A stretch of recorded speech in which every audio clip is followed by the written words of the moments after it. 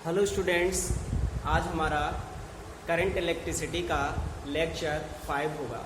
Lecture 4 में आप लोगों ने ओम्स लॉ पढ़ा और अनुगमन वेग के आधार पर ओम के नियम का सत्यापन किया। अब हम इस चैप्टर में आगे बढ़ते हैं। आज के लेक्चर का जो हमारा पहला टॉपिक है वो है specific resistance and resistivity. Specific resistance और रेजिस्टिविटी, विशिष्ट प्रतिरोध अथवा प्रतिरोधकता। आप लोगों ने रेजिस्टेंस पढ़ा था, प्रतिरोध पढ़ा था कि प्रतिरोध एक ऐसा कारक होता है जो विद्युत धारा के मार्ग में रुकावट लगाता है।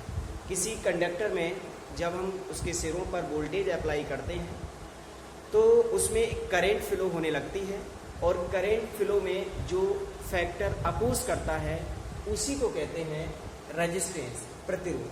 लेकिन ये टॉपिक हमारा प्रतिरोध नहीं, विशिष्ट प्रतिरोध। तो प्रतिरोध और विशिष्ट प्रतिरोध दोनों रेजिस्टेंस हैं, दोनों करंट के मार्ग में रुकावट हैं। बस विशिष्ट प्रतिरोध के साथ एक स्पेशल कंडीशन लगा दी जाती है, एक स्पेसिफिक कंडीशन लगा दी जाती है, इसीलिए इसका नाम हो गया है विशिष्ट प्रतिरोध। देखिए, विशिष्ट प्रतिरोध का जो फार्मूला है उसे हम ड्राइव करेंगे, R = ρL/A या फिर ρ = RA/L। अगर यहाँ से हम A के लिए 1 मीटर स्क्वायर ले लें, लेंथ के लिए 1 मीटर ले लें, देन R = ρ हो जाएगा। अर्थात जो विशिष्ट प्रतिरोध ρ होगा वो प्रतिरोध के बराबर हो जाएगा। तो विशिष्ट प्रतिरोध और प्रतिरोध दोनों एक ही चीज होती हैं, बस विशिष्ट प्रतिरोध के साथ में कंडीशन लगा दी जाती है। प्रतिरोध क्या होता है? वैद्युत धारा के मार्ग में जो कारक रुकावट उत्पन्न करता है वो होता है प्रतिरोध। और वैद्युत धारा के मार्ग में अगर कोई वायर है जिसका अनुप्रस्थ क्षेत्रफल 1 मीटर स्क्वायर है और जिसकी लेंथ 1 मीटर है, तो विद्युत धारा के मार्ग में जो कारक रुकावट पैदा करता है उसका नाम होता है विशिष्ट प्रतिरोध। ठीक है, तो विशिष्ट प्रतिरोध के साथ जो हम वायर लेंगे उसका cross section area 1 metre square होना चाहिए और उसकी लेंथ 1 मीटर होना चाहिए। तो उस समय करंट के फ्लो में जो फैक्टर अवरोध करेगा उसका नाम होगा विशिष्ट प्रतिरोध। ठीक है, अब इस फार्मूले के लिए जो हमने डायरेक्ट लिखा इसे ड्राइव करके लाएंगे। तो अब हम विशिष्ट प्रतिरोध को, ये तो हो गया विशिष्ट प्रतिरोध आपका एक प्रैक्टिकल डेफिनेशन, लेकिन फिजिक्स की लैंग्वेज में हम विशिष्ट प्रतिरोध की परिभाषा कैसे लिखेंगे? देखिए, विशिष्ट प्रतिरोध के लिए रो से डिनोट करते हैं। स्पेसिफिक जो रेजिस्टेंस होता है उसे रो से डिनोट कर दिया जाता है और रो बराबर होता है E/J। E आप लोग पढ़ चुके हैं, E इलेक्ट्रिक फील्ड है और J भी पढ़ चुके हैं, J धारा घनत्व है, करंट डेंसिटी। रो बराबर E/J होता है। केवल आप फार्मूला आपको याद रखना है और फार्मूले से इसकी डेफिनेशन लिख जाएगी। जब किसी चालक तार में धारा प्रवाहित होती है तो चालक तार के अंदर किसी भी पॉइंट पर वैद्युत क्षेत्र की तीव्रता और धारा घनत्व का जो अनुपात होता है उसी को उस चालक का विशिष्ट प्रतिरोध कहते हैं। अर्थात रो बराबर E/J। यहाँ से देखिए इसका यूनिट हम निकालेंगे तो इसका जो वैसे तो विशिष्ट प्रतिरोध का जो यूनिट होता है वो ओम इंटू मीटर होता है। इसका जो SI यूनिट है वो ओम मीटर होता है। अगर हम इस फार्मूले से निकालेंगे तो E और J दोनों के यूनिट लगाकर निकालेंगे। ओम मीटर इसका यूनिट होता है। इसके बाद इसकी डायमेंशन भी निकालने को आती है, स्पेसिफिक रेजिस्टेंस की डायमेंशन। डायमेंशन यहाँ से निकाल दीजिए। देखिए, डायमेंशन आप यहाँ से निकाल दीजिए E/J से, इससे इजी हो जाएगी डायमेंशन। E की वैल्यू लगानी, देखो फार्मूला F बराबर Q आप लोगों ने पढ़ा है। E निकालेंगे तो F/Q हो जाएगा, E की जगह F/Q लगा दीजिए और ये J की जगह I/A लगा दीजिए। तो यहाँ पर F A ऊपर जाएगा और Q × I नीचे रहेगा। अब ये सारी वो यहाँ पर राशियाँ आ गई जिनके डायमेंशन फार्मूला आप लोगों को लगभग रटे हुए हैं। जैसे फोर्स है, फोर्स का डायमेंशन फार्मूला आप लोगों ने 11th में पढ़ा था, mL/T - 2 होता है। A एरिया है, इसका डायमेंशन फार्मूला L² होता है। Q चार्ज है और इसका डायमेंशन फार्मूला आप लोगों ने फर्स्ट चैप्टर के फर्स्ट लेक्चर में ही पढ़ा था, AT होता है। और I करंट है, ये तो आपकी मूल राशि है, इसकी डायमेंशन फार्मूला A होता है। अब हम सबके लिए ऊपर ले चलते हैं। यहाँ M अकेला है तो M को लिख दीजिए। L देखिए, L की पावर 2 यहाँ है, L की पावर 1 यहाँ पर है तो L की पावर 3 हो जाएगा। T की पावर -2 यहाँ पर है, 1 T जब नीचे से ऊपर जाएगा तो T की पावर -3 हो जाएगा। और ए देखिए, एक और एक 2 नीचे है, जब ए की पावर 2 ऊपर जाएंगे तो ए की पावर -2। तो ये डायमेंशन फार्मूला हो गया स्पेसिफिक रेजिस्टेंस। ठीक है, तो विशिष्ट प्रतिरोध समझ में आ गया। किसी चालक तार में जब धारा प्रवाहित करते हैं तो उस चालक तार के किसी भी पॉइंट पर जो वैद्युत क्षेत्र की तीव्रता और धारा घनत्व का अनुपात होता है उसी को हम कहते हैं स्पेसिफिक रेजिस्टेंस। इसका फार्मूला और इसका यूनिट और डायमेंशन हो गई। अब देखिए, जो विशिष्ट प्रतिरोध होता है वो हमेशा एक मटेरियल का होता है। जैसे आपने कॉपर का वायर ले लिया तो उसका अपना स्पेसिफिक रेजिस्टेंस होगा। आपने एक दूसरा वायर एल्युमिनियम का ले लिया, उसका अपना एक अलग स्पेसिफिक रेजिस्टेंस होगा। स्पेसिफिक रेजिस्टेंस केवल तभी बदलता है जब आप मटेरियल बदलते हैं। बाकी आप वायर के साथ में कुछ करिए, स्पेसिफिक रेजिस्टेंस कभी भी चेंज नहीं होता है। जैसे हमने कॉपर का वायर लिया, उसकी लेंथ 1 मीटर थी, आपने उसको खींचकर उसकी लेंथ 2 मीटर कर दी। 2 मीटर करने पर स्पेसिफिक रेजिस्टेंस नहीं चेंज होगा, क्योंकि वायर तो कॉपर का ही है, क्योंकि स्पेसिफिक रेजिस्टेंस हमेशा मटेरियल का होता है। मटेरियल चेंज होने पर ही स्पेसिफिक रेजिस्टेंस चेंज होता है। ठीक है, तो ये बहुत ही इंपॉर्टेंट पॉइंट है, न्यूमेरिकल में भी इसका यूज होगा, याद रखना। स्पेसिफिक रेजिस्टेंस तभी चेंज होता है जब मटेरियल चेंज होता है। जब आप मटेरियल यानी पदार्थ को चेंज नहीं करेंगे तब तक स्पेसिफिक रेजिस्टेंस उसका चेंज नहीं होगा। हाँ, तो अब इसमें नेक्स्ट है प्रतिरोध को प्रभावित करने वाले कारक। ऐसे कौन कौन से फैक्टर हैं जो किसी भी रेजिस्टेंस के लिए प्रभावित कर देते हैं, उसे चेंज कर देते हैं। देखिए, जो विशिष्ट प्रतिरोध आप लोगों ने अभी पढ़ा है वो रो बराबर होता है E/J। E बराबर क्या होता है, B/L होता है, ये हमें पता है। क्योंकि अगर मान लीजिए कोई चालक तार है, उसके सिरों के बीच में हमने B विभवांतर लगाया और उसकी लंबाई L है, देन E बराबर B/L होता है। और J बराबर होता है I/A। यहाँ से देखिए, B की जगह हम IR लिख सकते हैं, तो B की जगह IR लगा दो, A ऊपर पहुंच जाएगा और L × I नीचे रहेगा। I से I कैंसिल हो जाएगा, या रो बराबर हो जाएगा RA/L, या यहाँ से R निकालेंगे तो ρL/A।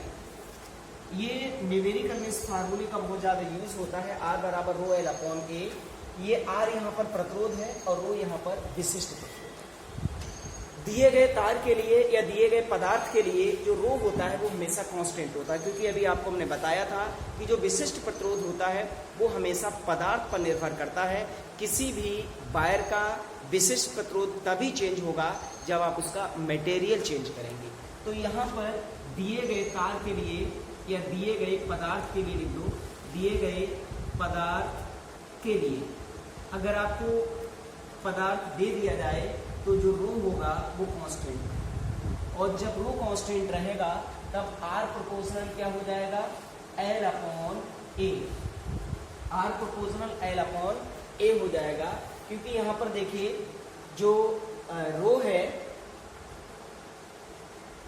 है वो विशिष्ट प्रतिरोध है और वो दिए गए पदार्थ के लिए नियत हो गया। तो यहाँ से R प्रोपोर्शनल L/A आ गया, क्योंकि जब कोई भी कांस्टेंट हटता है तो उसकी जगह पर प्रोपोर्शनलिटी का साइन आ जाता है, इसीलिए यहाँ पर हमने अनुक्रमानुपाती का साइन लगा दिया। अब यहाँ से देखिए, यहाँ से क्लियर हो रहा है कि जो प्रतिरोध है किसी भी चालक का वो 2 चीजों पर निर्भर करता है। सबसे पहली बात, जो प्रतिरोध है वो लंबाई के अनुक्रमानुपाती होता है। चालक तार आप जितना ज्यादा लंबा लेंगे उस चालक तार का प्रतिरोध उतना ही ज्यादा है। ठीक है, तो R अनुक्रमानुपाती है, लंबाई ज्यादा है तो प्रतिरोध ज्यादा है। दूसरी बात यह है, देखिए A नीचे आ रहा है, इसका मतलब R अनुक्रमानुपाती 1/A, या R अनुक्रमानुपाती 1/A का मतलब है कि जो रेजिस्टेंस है वो क्रॉस सेक्शन एरिया जो अनुप्रस्थ काट होता है इसके व्युत्क्रमानुपाती होता है। अगर आप क्रॉस सेक्शन एरिया बढ़ाएंगे, मतलब तार अगर आप मोटा लेंगे, क्रॉस सेक्शन एरिया का सीधा सीधा मतलब मोटाई से होता है। अगर आप तार मोटा लेंगे, एरिया अगर ज्यादा लेंगे तो रेजिस्टेंस उसका कम हो जाएगा। तार अगर आप पतला लेंगे तो उसका जो रेजिस्टेंस होगा वो क्या होगा, बढ़ जाएगा। तो इस तरीके से जो रेजिस्टेंस होता है वो इन 2 फैक्टर्स पर क्या करता है, निर्भर करता है। अब इसी में आता है विशिष्ट चालक का। विशिष्ट प्रतिरोध आप लोगों ने पढ़ लिया, प्रतिरोध को प्रभावित करने वाले कारक पढ़ लिए। अब आता है विशिष्ट चालकता। देखिए नेक्स्ट जो हमारा टॉपिक है वो है विशिष्ट चालकता। विशिष्ट चालकता, स्पेसिफिक कंडक्टिविटी। देखिए स्पेसिफिक कंडक्टिविटी क्या है, जैसे आप लोगों ने विशिष्ट उधर पढ़ा था, प्रतिरोध पढ़ा था, ठीक है। प्रतिरोध के बाद पढ़ा था, उसमें एक टॉपिक था वैद्युत चालकता। तो जो प्रतिरोध का व्युत्क्रम था वो वैद्युत चालकता था, और जो विशिष्ट प्रतिरोध का व्युत्क्रम है वो विशिष्ट चालकता है। तो विशिष्ट चालकता के लिए सिग्मा से डिनोट करते हैं, और सिग्मा बराबर होता है 1/ρ। तो यहाँ से हम डेफिनेशन लिखेंगे विशिष्ट चालकता की। विशिष्ट प्रतिरोध के व्युत्क्रम को विशिष्ट चालकता कहते हैं।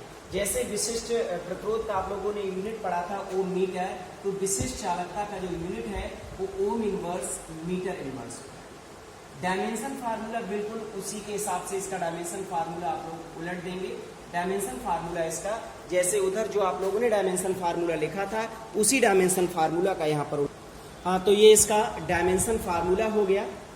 विशिष्ट प्रतिरोध का जो हमने डायमेंशन फार्मूला निकाला था वो n l की पावर +3 और t की पावर -3 और a की पावर -2 था। उसी में सब कुछ उलट जाएगा। n की पावर, जो पावर प्लस थी वो माइनस हो जाएगी, जो माइनस पावर थी वो प्लस हो जाएगी, बाकी सारी चीजें वही रहेंगी। तो ये विशिष्ट चालकता की डेफिनेशन हो गई, और विशिष्ट चालकता का डायमेंशन फार्मूला और उसका यूनिट। अब एक बड़ा इंपॉर्टेंट टॉपिक है, एग्जाम में बहुत पूछा जाता है, विशिष्ट चालकता और धारा घनत्व में संबंध। विशिष्ट चालकता तथा धारा घनत्व में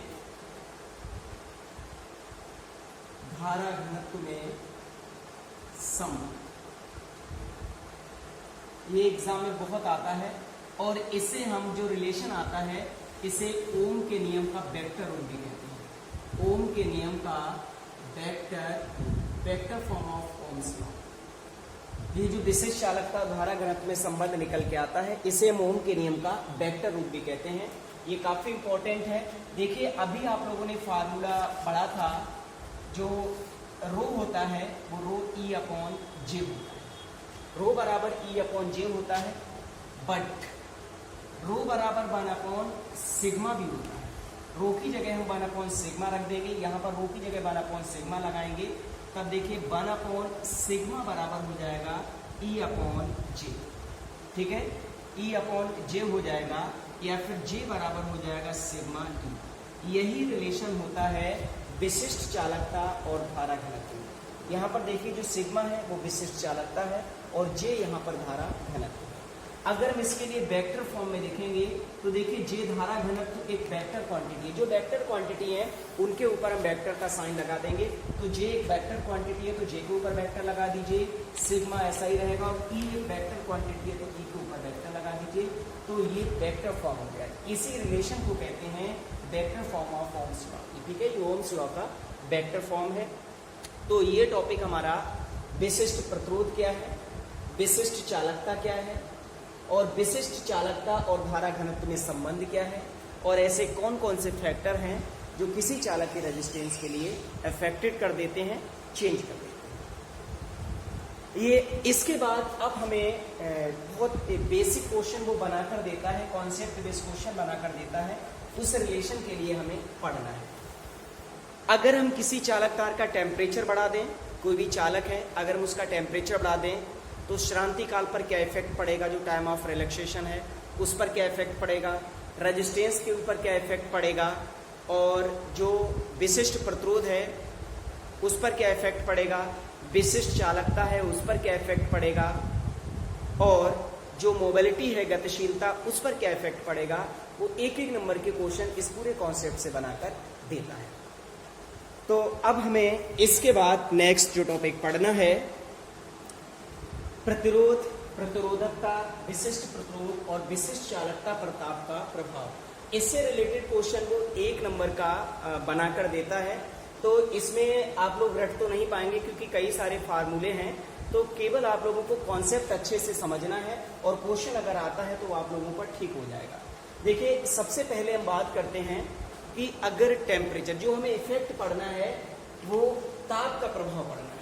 अगर हम किसी, सबसे पहले धातुओं की बात कर रहे हैं, चालकों की बात कर रहे हैं, अगर कोई धातु है और उस धातु का अगर हम टेम्परेचर बढ़ा दें तो उस धातु के रेजिस्टेंस पर क्या इफेक्ट पड़ेगा, उस धातु के विशिष्ट प्रतिरोध पर क्या इफेक्ट पड़ेगा, उस धातु की विशिष्ट चालकता पर क्या इफेक्ट पड़ेगा, और उस धातु के अंदर जो मुक्त इलेक्ट्रॉन हैं उनके श्रांति काल पर क्या इफेक्ट पड़ेगा, अनुगमन वेग पर क्या इफेक्ट पड़ेगा। ये सारी चीजें हमें यहाँ पर डिस्कस करनी है टेम्परेचर इंक्रीज करना।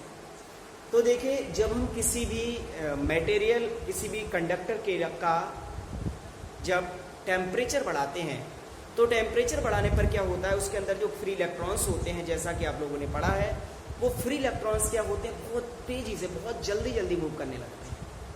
और जब वो जल्दी जल्दी मूव करेंगे तो क्या होगा कि उसके अंदर जो धनायन होंगे धातु के अंदर, वो धनायनों से बहुत जल्दी जल्दी टकराएंगे। जल्दी जल्दी टकराने का मतलब है कि जो उनका टाइम ऑफ रिलैक्सेशन है, जो उनका श्रांति काल टाव है, वो क्या हो जाएगा, कम हो जाएगा। तो सबसे पहली बात तो यह है कि जब हम किसी धातु का टेम्परेचर बढ़ाते हैं तो जो उसका श्रांति काल होता है टाव, वो क्या होता है, कम हो जाता है। इससे भी क्वेश्चन आता है, श्रांति काल जो टाव होता है वो क्या होता है, कम हो जाता है। क्यों कम हो जाता है, उसका रीजन बता दिया, क्योंकि जब हम टेम्परेचर बढ़ाएंगे तो जो मुक्त इलेक्ट्रॉन होंगे वो जल्दी जल्दी टकराएंगे, जिसकी वजह से दो टक्करों के बीच का जो औसत समय अंतराल है वो कम हो जाएगा, अर्थात टक्कर जल्दी जल्दी होगी और टाव क्या होगा, कम होगा। दूसरी बात हमें इसी में करना है, रेजिस्टेंस पर क्या इफेक्ट पड़ेगा। तो देखिए, जो रेजिस्टेंस R होता है वो Lm/Na/E² टाव होता है। इस फार्मूले से देखिए, जब टेम्परेचर बढ़ाते हैं तो श्रांति काल कम हो जाता है, और जब टाउ की वैल्यू कम हो जाएगी तो देखिए नीचे वाली चीज कम होने पर रेजिस्टेंस क्या होगा, बढ़ेगा। तो जो रेजिस्टेंस होगा वो क्या हो जाएगा, बढ़ जाएगा। ठीक है, रेजिस्टेंस क्या होगा, बढ़ जाएगा। केवल फार्मूला याद रखना है। इसी में आता है विशिष्ट प्रतिरोध। विशिष्ट प्रतिरोध रो पर क्या इफेक्ट पड़ेगा। देखिए, रो जो होता है वो RA/L होता है। ये फार्मूला तो आप लोगों को याद रखना पड़ेगा, जो हमने ओम्स लॉ के लिए प्रूफ किया था, वहां पर ये लास्ट में आया था R = Lm/Na/E²। देखिए, रो बराबर RA/L होता है। R की वैल्यू लगा दीजिए ऊपर से Lm/Na/E² और A/L को ऐसा ही रहने दीजिए। L से L कैंसिल, A से A कैंसिल, तो ये M/Ne²। यहां से भी आप देख लीजिए, जब आप टेम्परेचर बढ़ाएंगे तो टाउ की वैल्यू कम होगी। जब टाउ की वैल्यू कम होगी तो विशिष्ट प्रतिरोध क्या हो जाएगा, बढ़ जाएगा। तो यहां पर भी क्या लिखेंगे, बढ़। इसके बाद आता है विशिष्ट चालकता। विशिष्ट चालकता को सिग्मा से डिनोट करते हैं। सिग्मा 1/ρ होता है, और रो की वैल्यू जब आप M/Ne² टाउ लगाएंगे तो Ne² टाउ जाएगा ऊपर और M आएगा नीचे। अब यहां से देखिए, जब टेम्परेचर बढ़ाएंगे तो जो श्रांति काल है वो कम हो जाएगा, और जब टाउ की वैल्यू कम होगी तो सिग्मा की वैल्यू भी कम हो जाएगी, क्योंकि सिग्मा टाउ के डायरेक्टली प्रोपोर्शनल है। तो यहाँ पर ये क्या होगा, घट जाएगा। क्या होगा, कम हो जाएगा। तो यहाँ से ये फैक्टर्स आ गए। अब इसमें एक और है E नंबर पर, आपको बताया था गतिशीलता। गतिशीलता भी एग्जाम में आया है। टेम्परेचर को अगर हम इंक्रीज कर दें तो गतिशीलता जो मोबिलिटी म्यू होती है उस पर क्या इफेक्ट होता है। देखिए, म्यू बराबर E/BD होता है, सॉरी BD/E होता है। जो म्यू की वैल्यू है वो BD/E। अनुगमन वेग और वैद्युत क्षेत्र की तीव्रता का जो अनुपात होता है उसी को तो गतिशीलता कहते हैं, BD/E। यहाँ से BD की वैल्यू लगाइए। जो अनुगमन वेग का हमने फार्मूला प्रूफ किया था, ध्यान होगा, ओम्स लॉ के लिए जब हमने प्रूफ किया था अनुगमन वेग के आधार पर, वहां अनुगमन वेग का फार्मूला प्रूफ किया था BD = EV/LM, और यहाँ नीचे E आपका चलेगा। अब B के लिए हम क्या लिख सकते हैं, B/L होता है E। B/L लिख सकते हैं, E लिख सकते हैं। तो स्मॉल e ऊपर कैपिटल E बन जाएगा, और अपॉन में एल एम, तो म्यू बराबर हो गया ई से ई कैंसिल हो जाएगा, ठीक है। L M upon E B upon L M into tau, E B upon L M into tau होता है E B upon L M into में टाउ, ठीक है। E B upon L M into में टाउ, ये तो हमने formula proof किया था, और ई आपका नीचे चलेगा, यहाँ से टाउ ऐसा ही चलेगा, ई से ई कैंसिल हो गया, या म्यू बराबर आ गया हमारा E upon L M B, small E upon L M और इंटू में टाउ। अब यहाँ से देखिए गतिशीलता पर हमें टेम्परेचर का इफेक्ट बताना है। अगर हम टेम्परेचर के लिए इंक्रीज करते हैं तो आपको पता है श्रांतिकाल टाउ कम हो जाता है। अगर देखिए यहाँ से टाउ कम होगा तो म्यू की वैल्यू भी क्या होगी, कम हो जाएगी, क्योंकि जो म्यू है वो टाउ के डायरेक्टली प्रोपोर्शनल है। अर्थात टेम्परेचर बढ़ाने पर जो गतिशीलता होती है, जो मोबिलिटी होती है, वो क्या हो जाती है, कम हो जाती है। तो ये क्लियर हो गया। प्रतिरोध, प्रतिरोधकता, विशिष्ट प्रतिरोध, विशिष्ट चालकता पर ताप का प्रभाव। तो सबसे ये जो हमने पूरा डिस्कस किया है, ये धातुओं के लिए डिस्कस किया है। अगर हम धातु का टेम्परेचर बढ़ा दें तो श्रांतिकाल उसका कम हो जाता है, रेजिस्टेंस बढ़ जाता है, विशिष्ट प्रतिरोध भी बढ़ जाता है, चालक जो विशिष्ट चालकता है वो कम हो जाती है, और जो गतिशीलता है वो भी क्या होती है, गतिशीलता भी कम हो जाती है। गतिशीलता क्या होती है, कम हो जाती है। तो ये आप लोगों को फैक्टर्स इसके पढ़े। ये तो बात थी धातुओं के लिए। अब हम बात करते हैं मिश्र धातुओं के लिए, ठीक है। अगर मिश्र धातुएं हैं तो इन्हीं यही सारी चीजें हम डिस्कस करेंगे मिश्र धातुओं के लिए। बस मिश्र धातुओं में क्या होता है, जो काम धातुओं के लिए होता है वही काम जो है वो मिश्र धातुओं के लिए होता है। सेकंड है मिश्र धातुओं, मिश्र धातुओं के लिए सेम यही वाला काम जो है वो आपका मिश्र धातुओं के लिए होता है। बस अंतर इतना पड़ जाता है कि जो काम धातुओं में होता है वो काम मिश्र धातुओं में होता है, बट वो जो है धातुओं की अपेक्षा कम हो जाता है। जैसे अगर मिश्र धातुओं की बात करें तो जो श्रांति काल है वो घट तो जाएगा, लेकिन जितना धातुओं में घटेगा उतना नहीं घटेगा, उससे कम घटेगा। सेम ऐसे ही अगर रेजिस्टेंस की बात करें तो टेम्परेचर बढ़ाने पर मिश्र धातुओं का भी रेजिस्टेंस कम हो जाता है, लेकिन बढ़ जाता है लेकिन ये जो वृद्धि होती है रेजिस्टेंस की वो धातुओं की अपेक्षा थोड़ी कम होती है। सेम ऐसे ही जो विशिष्ट प्रतिरोध होता है धातुओं, मिश्र धातुओं के लिए वो भी बढ़ जाता है, विशिष्ट प्रतिरोध भी बढ़ जाता है, लेकिन ये वृद्धि धातुओं की अपेक्षा कम होती है। चालकता में भी यही होता है, चालकता भी मिश्र धातुओं की घटती है, लेकिन ये जो कमी होती है वो धातुओं की अपेक्षा कम होती है। तो सब कुछ मिश्र धातुओं में धातुओं की तरह होता है, लेकिन उसकी अपेक्षा कम होता है। एक और इम्पोर्टेंट है धातुओं से रिलेटेड, देखिए धातुओं के लिए जो रेजिस्टेंस होता है RT बराबर R01 प्लस अल्फा टी। इसका हम न्यूमेरिकल में भी यूज करेंगे।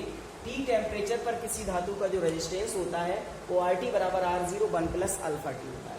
यहाँ RT T टेम्परेचर पर रेजिस्टेंस है, R0 0 डिग्री सेल्सियस जो टेम्परेचर है उस पर रेजिस्टेंस है, अल्फा यहाँ पर प्रतिरोध ताप गुणांक है, और T जो है वो टेम्परेचर है जिस टेम्परेचर पर हम रेजिस्टेंस की बात कर रहे हैं, ठीक है। तो यहाँ धातुओं के लिए जो प्रतिरोध ताप गुणांक होता है वो क्या होता है, पॉजिटिव होता है। यहाँ से भी हम एक क्लेरिफिकेशन इसका दे सकते हैं कि अगर आप टेम्परेचर को बढ़ाएंगे तो रेजिस्टेंस क्या होगा, बढ़ जाएगा। तो धातुओं का टेम्परेचर बढ़ाने पर जो रेजिस्टेंस बढ़ता है वो हम इस फार्मूले के हिसाब से भी उसके लिए डिस्कस कर सकते हैं।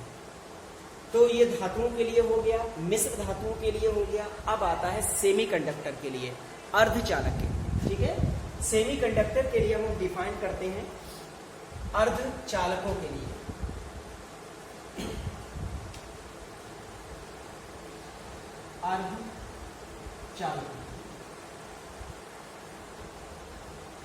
अर्धचालकों के लिए देखिए क्या हो जाएगा, जो सेमीकंडक्टर्स होते हैं उनका जो रेजिस्टेंस किसी टेम्परेचर पर होता है वो RT बराबर R01 माइनस अल्फा टी होता है। मतलब सेमीकंडक्टर का जो प्रतिरोध ताप गुणांक अल्फा होता है वो नेगेटिव होता है, और नेगेटिव होने की वजह से यहाँ पर जो इफेक्ट होता है वो धातुओं की तुलना में उल्टा हो जाता है, रिवर्स हो जाता है। यहाँ जब आप टेम्परेचर बढ़ाएंगे तो जो रेजिस्टेंस होगा वो कम हो जाएगा। ठीक है, यहाँ पर जस्ट उल्टा होता है, टेम्परेचर बढ़ाने पर रेजिस्टेंस बढ़ने की जगह कम हो जाता है अर्धचालकों के लिए, और विशिष्ट प्रतिरोध भी कम हो जाता है, और चालकता क्या होती है, बढ़ जाती है। ठीक है, सेम ऐसी गतिशीलता और श्रांति काल के लिए भी। तो जो काम धातुओं में होता है सेमीकंडक्टर में, वो काम जस्ट उसके अपोजिट हो जाता है। तो आप लोगों को सिर्फ एक ही पॉइंट याद करना है, धातुओं वाला। धातुओं का अगर आपको याद हो गया तो मिश्र धातुओं का बिल्कुल सेम वही हो जाएगा, बस वो थोड़ा थोड़ा कम हो जाएगा। तीसरी, अगर आपने धातु का याद कर लिया तो अर्धचालक का जस्ट उसका अपोजिट हो जाएगा, और वो भी आपको रटने की जरूरत नहीं, केवल ये फार्मूले याद रखिए, और ये फार्मूले जब याद होंगे तो इसके लिए डिस्कस कर देंगे। तो इससे 1 नंबर का क्वेश्चन को कभी कभी एग्जाम में बनाकर दे देता है। ठीक है, तो ये जो हमारा टॉपिक है ये कंप्लीट हो गया। अब हम इसी चैप्टर में आगे बढ़ते हैं। अब हम जो हमारा टॉपिक प्रतिरोध और विशिष्ट प्रतिरोध था उससे रिलेटेड कुछ न्यूमेरिकल्स करेंगे। हमारा जो पहला क्वेश्चन है, अगर कोई चालक तार है, उसकी लंबाई को हमने खींचकर n गुना कर दिया, तो हमें ये बताना है कि उस चालक तार का जो रेजिस्टेंस है वो कितने गुना हो जाएगा। ठीक है, ये क्वेश्चन आपका लिखा हुआ है, बड़ा इंपॉर्टेंट क्वेश्चन है। इस क्वेश्चन को केवल इतना चेंज करता है कि चालक तार की लंबाई 2 गुनी कर दी गई है, 3 गुनी कर दी गई है, आधी कर दी गई है, चौथाई कर दी गई है, या फिर 10% बढ़ा दी है, 20% बढ़ा दी, इस तरीके से क्वेश्चन देता है, या 10% कम कर दी है। कुल मिलाकर उसमें कहता यही है कि लंबाई बढ़ा दी गई है या घटा दी गई है। सबका कॉन्सेप्ट एक जैसा है, हमें बहुत अच्छे से समझना है कि अगर हम किसी चालक तार की लंबाई को खींचकर n गुना कर दें तो उसका रेजिस्टेंस पर क्या इफेक्ट पड़ेगा, रेजिस्टेंस कितना होगा। तो चलिए इसके लिए हम सॉल्व करते हैं। हमने चालक तार का जो स्टार्टिंग का रेजिस्टेंस है उसे हमने R मान लिया। हमने मान लिया R1 बराबर R, मतलब शुरू का रेजिस्टेंस R1, और शुरू की जो लंबाई है L1 बराबर, उसे भी हमने L मान लिया, और यहाँ पर जो इसका अनुप्रस्थ काट का क्षेत्रफल है A1, उसे भी हमने A मान लिया। ये सारी चीजें हमने स्टार्टिंग वाली मान ली। अब इसने क्या काम किया, लंबाई को खींचकर n गुना कर दिया। n गुना कर दिया तो L2 बराबर हो जाएगा n इंटू L, जो अंतिम लंबाई है वो n इंटू L हो जाएगी। तो अब हमें ये बताना है कि रेजिस्टेंस पर क्या इफेक्ट पड़ेगा, जो R2 है वो कितना होता है। देखिए, जब हमने लंबाई को नहीं खींचा था, बिल्कुल इनिशियल कंडीशन में जाएंगे तो रेजिस्टेंस कितना होगा। प्रारंभ में R1 बराबर हो जाएगा रो L1 अपॉन A1, इसे इक्वेशन नंबर नाम दे दीजिए 1। ये फार्मूला आप लोगों ने ड्राइव किया था, R बराबर रो L अपॉन A। देखिए, चालक तार की लंबाई खींच रहे हैं हम, चालक तार को नहीं बदल रहे हैं। लंबाई आप उसकी कितनी भी कम कर दीजिए, कितनी भी ज़्यादा कर दीजिए, जब तक आप तार नहीं बदलेंगे तब तक रो नहीं चेंज होगा। इसीलिए इस क्वेश्चन में जो रो होगा वो सेम रहेगा, क्योंकि हमने यहाँ पर चालक तार की लंबाई बदली है, तार नहीं बदला है। अब आता है अंत में। अंत में क्या हो जाएगा, R2 बराबर रो L2 अपॉन A2। रो को हमें चेंज नहीं करना है, इसे इक्वेशन नंबर नाम दे दीजिए 2। इक्वेशन 1 को इक्वेशन 2 का डिवाइड कर दीजिए। जब समीकरण 1 को समीकरण 2 का डिवाइड करेंगे तो R1 अपॉन R2 बराबर रो L1 अपॉन A1, और जब हम इसे डिवाइड करेंगे तो ये जो आपका A2 है ये पहुंचेगा ऊपर, या फिर पूरा लिखकर दिखा देते हैं, और रो L2 अपॉन A2। यहाँ से देखिए रो से रो कैंसिल हो जाएगा, L1 अपॉन A1 और इनटू में A2 अपॉन L2। अब हम वैल्यू लगाते हैं। देखिए, R1 की वैल्यू हमें पता है R, ये हमने मान लिया था, स्टार्टिंग का उसका रेजिस्टेंस है वो R। L1 है, L1 की जगह लगा दीजिए L, और अपॉन में A1 हमें नहीं पता है, A हमने मान लिया तो A1 की जगह A लगा दीजिए, इंटू A2 की जगह पर A2 कितना है, A2 को A2 रहने दीजिए, और अपॉन में L2 की जगह पर N इंटू L लगा दीजिए। L से L कैंसिल हो जाएगा तो A2 अपॉन में कितना हो जाएगा, LA हो जाएगा। R अपॉन R2 बराबर कितना हो गया, या फिर R अपॉन R2 बराबर A2 अपॉन NA। इसे इक्वेशन नंबर नाम दे दीजिए 2। अब देखिए, कोई भी चालक तार है, उसकी लंबाई को आप कितना भी कम कर दें, कितना भी ज़्यादा कर दें, लेकिन उसका आयतन कभी भी चेंज नहीं होता है। जितना उसके तार का वॉल्यूम है वो कभी चेंज नहीं होगा, या फिर हम ये कह सकते हैं कि जो पदार्थ है उसका कभी भी द्रव्यमान, तार का द्रव्यमान चेंज नहीं होता। तो जैसे आपने 50 ग्राम सपोज कर लीजिए कोई तार है, उसका द्रव्यमान 50 ग्राम है, अगर आप उसकी लंबाई खींच के n गुनी कर दें, 2 गुनी 4 गुनी 6 गुनी कर दें, कितना भी लंबा तार उससे बना दें तो उसका वजन तो 50 ग्राम ही रहेगा। इसीलिए लंबाई बढ़ाने पर कभी भी तार का जो द्रव्यमान होता है या फिर जो आयतन होता है वो कभी भी चेंज नहीं होता है। ठीक है, तो यहाँ पर देखिए ये हम कंडीशन लगाएंगे, प्रारंभिक आयतन बराबर अंतिम आयतन। प्रारंभिक आयतन बराबर अंतिम आयतन। प्रारंभिक आयतन बराबर अंतिम आयतन। प्रारंभिक आयतन देखिए आयतन क्षेत्रफल गुणा लंबाई होता है तो A1 इंटू L1 हो जाएगा, और अंतिम आयतन इसका A2 इंटू L2 हो जाएगा।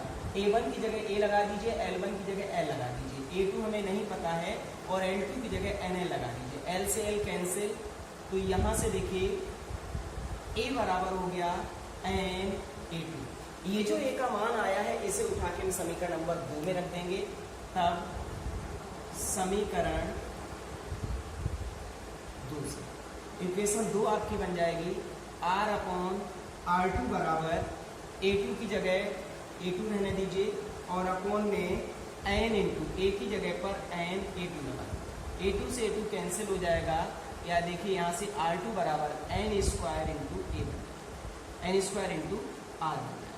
तो यहाँ से देखिए हमें क्या पता चला कि किसी भी चालक तार का प्रतिरोध बढ़ाने पर, लंबाई n गुनी करने पर जो प्रतिरोध होता है वो n स्क्वायर गुना हो जाता है। यहाँ से देखिए अगर आप लंबाई 2 गुनी करेंगे तो n की जगह आपको 2 रखना पड़ेगा, 2 का स्क्वायर हो जाएगा 4, यानी अगर लंबाई 2 गुनी करेंगे तो प्रतिरोध 4 गुना हो जाएगा। अगर लंबाई यहाँ देखिए अगर 3 गुनी करते हैं तो n की जगह 3 रख ली, तो 3 का वर्ग 9, तो प्रतिरोध कितना हो जाएगा 9 गुना। लंबाई 4 गुनी करेंगे तो 4 का वर्ग 16, प्रतिरोध 16 गुना हो जाएगा। 5 गुनी करने पर 25 गुना हो जाएगा। इस तरीके से इससे निकल आता है।